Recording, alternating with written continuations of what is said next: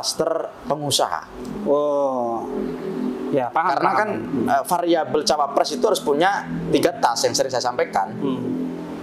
Elektabilitas, isi tas, dan kapasitas. Paling tidak pengusaha ini bisa menyumbang tas yang kedua, yaitu isi tas. Isi tas, ya, karena nggak bisa dipungkiri. Nggak bisa dipungkiri. Sistem pemilu kita membutuhkan logistik yang berlimpah. Ya.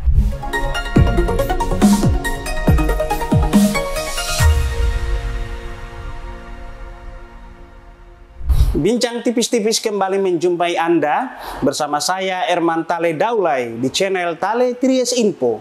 Di channel ini berbagai isu terkini yang menjadi perhatian publik dan narasumber yang kita hadirkan untuk membahas isu tersebut akan kita iris-iris menjadi tipis-tipis. Pada tayangan kali ini kita akan mengangkat tema soal politik dengan topik kontestasi demokrasi pada tahun 2024, di mana pada saat ini yang menjadi misteri adalah soal pemilihan cawapres. Untuk membahas ataupun mengiris tipis-tipis isu tersebut, kita menghadirkan bintang tamu, Bung Ali Rifan, Direktur Arus Survei Indonesia. Terima kasih, Bung Ali Rifan, sudah bersedia hadir di bincang tipis-tipis. Terima kasih, Bang Herman. Siap, saya mau mengajukan pertanyaan receh dulu. Ini pertanyaan receh, karena Anda adalah seorang peneliti. Coba jelaskan ke kita dulu, mana cawapres yang digadang-gadang benaran, mana cawapres yang gimmick, yang cuman main-mainan. Coba iris tipis-tipis dulu, Linda. Ciri-cirinya apa? Jadi begini, capres itu, atau politik lah ya, itu ada namanya panggung depan, ada namanya panggung belakang. Nah, kadangkala yang otentik itu di panggung belakang. Ini ada teorinya, Bang, teori dramaturgi namanya. Panggung depan dan panggung belakang. Nah, ada juga panggung samping, Bang. Nah, panggung samping itu adalah yang bisa melihat depan dan belakang. Nah, itu biasanya lebih detail melihatnya. Nah, saya membaca bahwa apa yang muncul hari ini, termasuk yang disampaikan oleh Mbak Puan ya, soal 5 cawapres yang digadang-gadang oleh PDIP, belum tentu nanti cawapresnya itu di antara 5 nama itu. Karena itu juga bisa saya sebut sebagai panggung depan. Jangan-jangan nanti yang dipilih oleh PDIP adalah yang nggak disebut-sebut. Nggak disebut-sebut. Misalnya Rois Am PBNU. Misalnya ya, ini misal saja gitu. Itu, Bang, maksud saya. Jadi kalau kita perhatikan hari ini memang para politisi, ketum partai, kemudian poros-poros koalisi memang ada kebutuhan untuk terus melakukan memberikan pernyataan-pernyataan politik. Ini sebagai gimmick politik, sebagai gincu politik, Bang. Jadi biar terus masuk spotlight pemberitaan begitu. Berarti saya mempertegas bahasanya begini. Kalau ada yang menyebut Ibu Susi, Yeni Wahid, yang semacam itu, boleh nggak saya mengatakan itu gimmick? Berdasarkan kajian Anda di lapangan. Penyebutan boleh saja, tapi selama janur kuning belum melengkung, Bang, itu kalau dalam politik ya, kalau sudah ditetapkan KPU nanti, hari ini sampai nanti Oktober 19 sampai November 25 ini masih dinamis. Nama-nama yang muncul belum tentu itu nanti. Sekarang kita bergeser setelah gimmick yang digadang-gadang benaran dulu, yang bukan masuk radar cawapres yang teman-teman teliti di lapangan. Coba iris tipis-tipis dulu, Bung Ali Rifan. Kalau saya membaca, Bang, ya, saya bagi 3 klaster cawapres potensial. Klaster pertama adalah klaster Nahdlatul Ulama. Karena terus terang memang NU dalam konteks Pilpres selalu strategis posisinya. Karena sebagai lumbung suara di Indonesia begitu. NU ormas terbesar, kemudian kalau misalkan menurut data survei begitu, jumlah warga NU itu hampir 50%, Bang, dari orang Muslim di Indonesia. Dan faktor menurut 100 sekian juta. Dan faktor menurut dari warga kepimpinannya juga, kikianya juga masih tinggi, ya? Masih tinggi. Faktor sosiologis masih tinggi. Karena kita harus akui bahwa pemilih kita itu ada 3 ceruk pemilih sosiologis, psikologis, dan rasional. Nah, kenapa misalkan tokoh NU penting ini masuk kategori pemilih sosiologis itu akan mengikuti patron itu gitu. Nah, itu pertama, klaster Nahdlatul Ulama. Yang kedua adalah klaster pengusaha. Karena kan variabel cawapres itu harus punya 3 tas yang sering saya sampaikan. elektabilitas, isi tas dan kapasitas. Paling tidak pengusaha ini bisa menyumbang tas yang kedua, yaitu isi tas. Isi tas, ya, karena nggak bisa dipungkiri. Nggak bisa dipungkiri. Bensin. Sistem pemilu kita membutuhkan logistik yang berlimpah. Iya, betul. Gitu.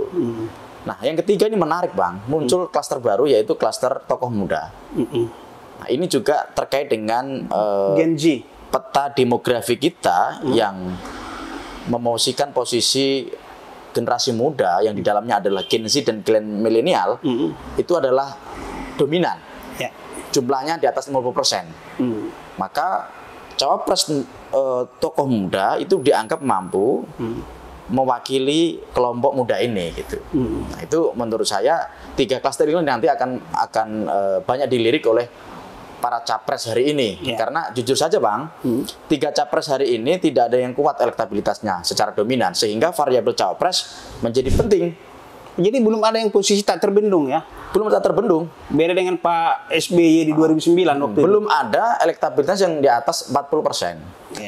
Semuanya masih di bawah 40%. Artinya kalau 3 paslon, berarti nanti ada 2 putaran. Ya. Nah, itu yang kemudian membuat posisi cawapres hari ini sangat strategis. Bahkan saya sering sampaikan perbincangan soal pilpres itu sudah selesai. Nah, sekarang perbincangannya lebih kepada cawapres. Karena kalau tidak ada tsunami politik, tidak ada gejolak, gonjang-ganjing politik,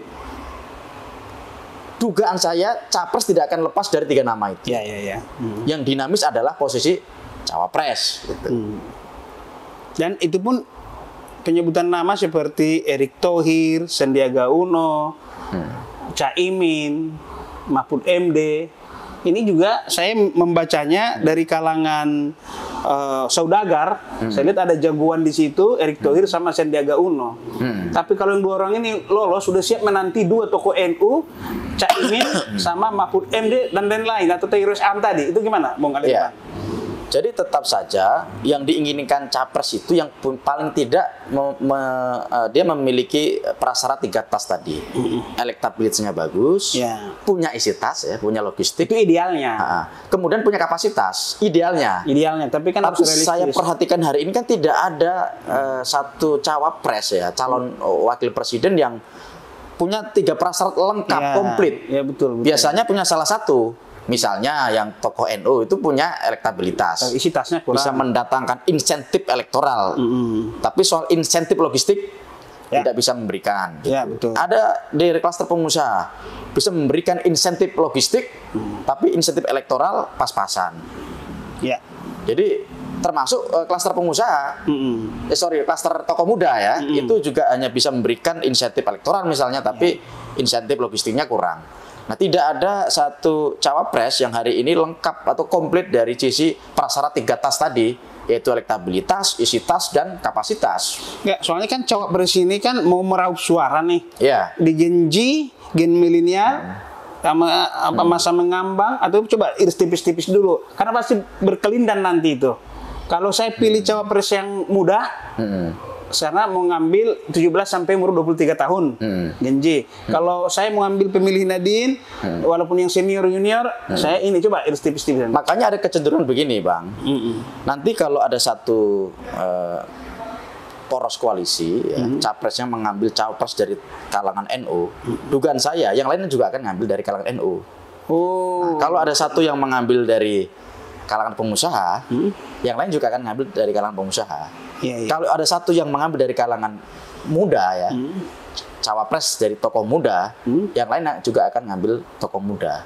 Dugaan saya demikian, karena sampai hari ini memang semua saling menunggu, saling melihat, wait and see, bagaimana dinamika kompetitor begitu, poros koalisi yang lain.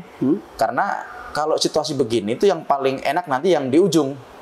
Di ujung itu tinggal posisinya adalah melengkapi ya kebutuhan yang ada. Kalau misalkan lawan mengambil tokoh NU, dia harus cari tokoh NU yang lebih kuat dari yang diusung lawan. Kalau lawan ngambil pengusaha, dia harus cari pengusaha yang lebih kuat dari pengusaha yang diambil lawan. Nah, ini nanti yang diuntungkan adalah yang paling akhir menentukan cawapres, Bang. Ada unsur efek kejut nggak menjelang hari-hari pendaftaran itu, nanti dibikin kejutan juga gitu, tapi udah disiapkan dari sekarang gitu? Kalau kejutan selalu ada kalau posisi cawapres. Ada nanti ada efek Karena kejut. tahun 2019 itu juga kejutan luar biasa. Iya, itu maksud saya. Tapi kalau level capres agak sulit kita bicara kejutan. Udah nggak ada. Cawapres ini maksud saya. Masih ada. Tapi kalau cawapres itu bisa jadi ada kejutan. Bahkan tokoh yang selama ini mungkin tidak masuk radar ya, juga bisa muncul sebagai cawapres definitif nanti. Betul. Itu kalau posisi cawapres. Maka menurut saya hari ini yang paling penting adalah bagaimana performa capres itu diperbaiki. Jadi jangan kemudian larut dalam menentukan cawapres, tetapi masing-masing capres ini, baik Ganjar, baik Prabowo dan Anies, terus melakukan gerilya politik, kerja-kerja politik, biar apa? Nanti siapapun cawapresnya nggak terlalu pengaruh gitu. Kalau dia sudah bisa naik katakanlah di atas 2 atau 3 margin of error dengan kompetitornya, misalkan Prabowo. Hari ini Prabowo kalau kita bicara data survei, memang lebih tinggi, tapi kan hanya lebih tinggi 1 margin of error dari Ganjar misalnya. Kalau Prabowo bisa di atas 2 atau 3 margin of error, artinya kalau margin of error 3, berarti kalau 3 kali margin of error berarti kan intervalnya dengan Ganjar kan 9. Nah itu variabel cawapres tidak terlalu penting begitu. Karena posisi capres sudah sangat kuat. Kerja-kerja politik di lumbung suara, katakanlah Pulau Jawa, Jawa Timur, terkait dengan cawapres ini juga masih berkaitan kan itu? Berkaitan. Nah, itu coba ini dulu. Kalau bicara pilpres, petanya harus diakui, Bang. Hari ini tuh Jawa adalah kunci masih. Gemboknya? Jadi, ya gemboknya ada di Jawa Timur. Oke, kunci ada di Jawa. Ada di Jawa, ya, di Pulau Jawa. Gemboknya ada di Jawa Timur. Makanya apa yang disampaikan Dena Aidit, ya, Jawa adalah kunci di zaman itu. Itu masih relevan hingga hari ini. Betul. Dan kalau bagi capres hari ini, ya kalau cari cawapres sebaiknya dari kalangan Jawa juga. Karena petanya begini, Bang, memenangkan 40% di 3 Jawa saja itu udah menang. 40% di Jawa Barat, 40% di Jawa Timur, 40% di Jawa Tengah. Apalagi 50%, 50%. Itu udah menang tinggi gitu. Makanya kalau mau pragmatisme politik begitu, para aktor politik ini bekerjanya di Jawa. Nah ini yang sebenarnya tidak sehat, Bang. Karena luar Jawa akhirnya tidak banyak disambangi oleh para capres-cawapres begitu. Ya mudah-mudahan nanti sistem pemilu kita udah sistem provinsi ya, mewakili seperti Amerika. Seperti Amerika, jangan lagi suara terbanyak hanya tapi ansih itu, tapi juga harus proporsi provinsi juga ada. Harus ini, walaupun dia unggul suara, tapi kalau di jumlah provinsi bisa kalah. Itu mudah-mudahan ke depan kita. Karena kalau sistemnya begini, itu pemilih-pemilih ya di luar Jawa kurang mendapatkan perhatian. Karena kan kalau misalkan mau belusukan ke luar Jawa, selain kos tinggi ya, kemudian di sana basisnya nggak banyak begitu, Bang. Jadi kalau hitung-hitungan pragmatisme politik tadi, ya mending terus berkunjung ke Jawa begitu. Dan saya lihat pemilik saham di Jawa Tengah udah ketahuan orangnya. Betul. Jawa Barat juga udah ketahuan orangnya. Tinggal Jawa Timur nih yang swing voter atau apa? Iya, Jawa Timur ini tidak ada pemegang saham premium, Bang. Kalau Jawa Tengah sudah ada pemegang saham premiumnya, yaitu Ganjar Pranowo. Jawa Barat sudah ada pemegang saham premiumnya, yaitu Prabowo Subianto. Nah, tinggal posisinya adalah Jawa Timur, siapa pemegang saham premium di sana. Sayangnya Pak Prabowo juga belajar dari 2014-2019 kalau betul. Makanya dalam temuan survei saya terakhir ya 1 bulan yang lalu yang kita publikasi, cawapres dari Jawa Timur, ya asli NU dari Jawa Timur itu penting atau menentukan dalam peta elektoral 2024 karena hari ini kan tidak ada capres yang kuat, unggul, dominan di Jawa Timur. Sehingga variabel cawapres tadi jadi penting, Bang. Variabel ketokohan? Ketokohan iya. Mungkin katakanlah Pak Jokowi. Dia mengendos. Betul. Selain itu, selain variabel Jokowi. Nah ini penting dibahas karena per hari ini kan kalau kita perhatikan approval rating Presiden Jokowi kan sangat tinggi. Mungkin pasca reformasi 80% ya? Mungkin paling tinggi pasca reformasi karena angkanya tembus di atas 80%. Ini tertinggi dalam sejarah approval rating seorang presiden yang menjelang apa namanya, berakhirnya kekuasaan, tutup kekuasaan, berakhirnya kekuasaan. Justru approval ratingnya, tingkat kepuasannya sangat tinggi, sehingga mau tidak mau capres hari ini harus berbaik-baik dengan Presiden Jokowi. Ini dilakukan oleh Prabowo yang kita perhatikan hari ini. Prabowo sama Ganjar itu hari ini berebut kedekatan dengan Presiden Jokowi dalam rangka mendapatkan hotel effect atau limpahan efek ekor jas dari Jokowi. Dan terbukti beberapa, kalau kita perhatikan, kenaikan Prabowo juga salah satu variabelnya adalah dukungan pendukung Jokowi yang awalnya lebih banyak ke Ganjar karena ada asosiasi yang kuat, kedekatan antara Prabowo dan Jokowi. Hari ini sedikit agak lebih tinggi ke Prabowo. Apalagi kan kalau diskusi kemarin kan kita juga lihat banyak relawan-relawan dari Ganjar kan bergeser ke Prabowo gitu. Relawan Jokowi itu juga variabel yang sedikit banyak memengaruhi peta konfigurasi elektoral begitu. Ya, saya sederhana melihat aja nih sebagai pemilih, waktu Indonesia melawan Argentina, yang nonton kan Pak Jokowi sama Pak Prabowo. Itu hal-hal sederhana seperti itu pun mungkin bisa memberikan dampak signifikan itu, Adinda. Ada dampak, tapi apakah berapa signifikansinya perlu diukur secara saintifik, Bang, pakai survei. Tapi dalam gerak politik semua pasti ada dampak, termasuk hajatan-hajatan sepak bola, karena ini kan hajatan yang spotlightnya kan sangat besar, sorot mata sana semua. Makanya kalau bicara nilai strategisnya sangat strategis. Di stadion itu kan Indonesia banget, plural di situ. Itulah yang membuat misalnya saya nggak tahu variabel yang membuat elektabilitas Erik naik misalnya dalam beberapa survei terakhir. SEA Games sukses itu saya melihat karena posisi Erik yang saat ini sebagai ketum PSSI juga menjadi variabel, Bang. Tadi panggung Erik ini lebih luas, ada panggung sebagai Menteri BUMN, ada panggung sebagai ketum PSSI.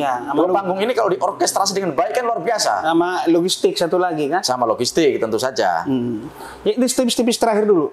Selera pemilih kita gimana? Anda lihat hari demi hari 2014, 2019 sekarang selera pemilih apakah kegantengan figur kandidat, kecerdasan atau apa seperti apa gitu selera pemilih kita ini terakhir? Selera pemilih kita masih disesaki oleh dominasi pemilih sosiologis, Bang. Kan saya tadi bagi 3 klaster pemilih, sosiologis, psikologis, dan rasional. Sosiologis itu yang memilih karena afiliasi, sesama NU, sesama Muhammadiyah, sesama satu partai, sesama suku, sesama agama. Nah itu adalah pemilih sosiologis. Tapi masih kalah visi misi yang cakep, konsep-konsep yang cakep sama betul. Sementara pemilih rasional itu memilih karena track record, success story, rekam jejak, visi misi, fatsun politik, itu masuk di pemilih rasional dan itu jumlahnya tidak lebih banyak ketimbang pemilih sosiologis. Nah, yang ketiga adalah pemilih psikologis, Bang, yang memilih karena faktor ganteng, santun, tegas, berani. Nah, itu pemilih psikologis. Nah, itu jumlahnya juga lumayan banyak. Jadi kalau dibuat grafik ya antara 3 klaster pemilih ini, pemilih rasional itu paling sedikit. Yang paling dominan adalah 2, pemilih sosiologis dan psikologis. Itulah yang menyebabkan misalnya SBY dulu yang saat itu kalau kita perhatikan kan masih bukan siapa-siapa, dalam artian sebagai kandidat capres kan belum begitu populer begitu, hanya sebagai menteri kan di kabinet Bu Megawati. Tetapi kehadiran SBY itu mampu memberikan daya ledak elektoral begitu, karena SBY punya paling tidak 2 variabel pemilih, yaitu pemilih psikologis dan pemilih rasional. Kan wajah SBY kan ganteng gitu. Lagi lagu Jamrut Pelangi di Matamu dulu, itu ibu-ibu terus suka. SBY santun, kemudian juga punya visi gitu. Nah nanti juga tergantung dari 3 capres dan beberapa cawapres yang muncul ini, mana yang kuat di asosiasi pemilih sosiologisnya, mana yang kuat di pemilih rasionalnya dan pemilih psikologisnya. Oke, demikian bincang tipis-tipis dengan Bung Ali Rifan, Direktur Arus Survei Indonesia. Sampai bertemu kembali. Terima kasih, Bang.